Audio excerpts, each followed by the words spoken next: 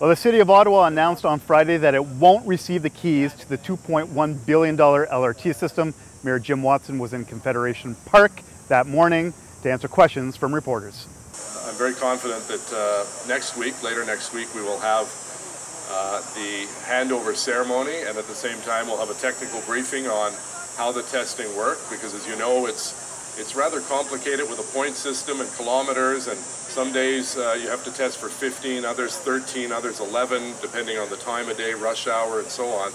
And I feel very confident that at that briefing, not only will you and other members of the media and our partners and councillors be able to ride the system from one end to the other, but we'll also be releasing the specific date in September when the public will finally have access to this system. And I can say once again that obviously the public are anxious, many are frustrated it's taken this long, but my view is we've got to get it right, and we've got to get it safe, and we've got to get it reliable before we offer rides and revenue service for the public. What sort of issues were there that caused you guys not to want to do the handover today?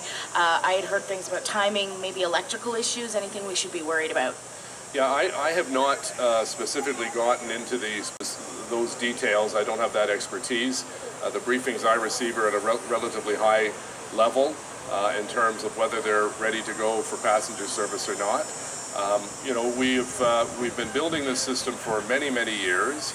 The public are both anxious and frustrated that they see the trains being tested, but they're not able to get on them. I think there is still a very high level of excitement that people do want this system, and they want the system to work well. And my goal continues to be to make sure that whatever system is handed over to us is as flawless as possible. Just under a month ago, you were really confident about the project. You were confident it was going to launch today, or the handover was going to happen today. Where's your confidence level right now? Well, Mark Sutcliffe asked me that today on a scale of 1 to 10. I said about 9.5.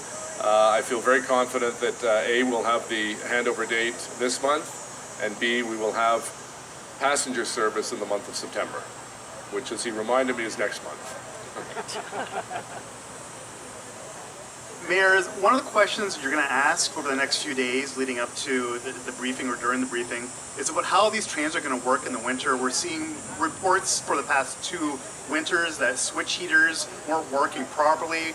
The city was saying, as late as yesterday, saying they're still waiting for reports from RTG on that piece of infrastructure alone. How confident are you that this $2.1 billion system will work in the winter? Well, I'm very confident, and I say that because RTM, which is the maintenance group, has full responsibility to ensure that the trains are running. So it is on them and financially on them to ensure that the system is running in 4 seasons. To ensure winter effectiveness is that if we feel that it's going to be too heavy a load for the plows to go through, the trains will run from roughly 1 in the morning till 4:30 in the morning to keep the trains clear and the overhanging wires clear. That is a best practice used in jurisdictions around the world that have heavy snow and freezing rain. So you constantly keep the trains running in that 4-hour period and the wee hours in the morning, so that when the trains start out at 4:30, I guess, or 5 for passenger service, they've been operated on for the last 4 hours.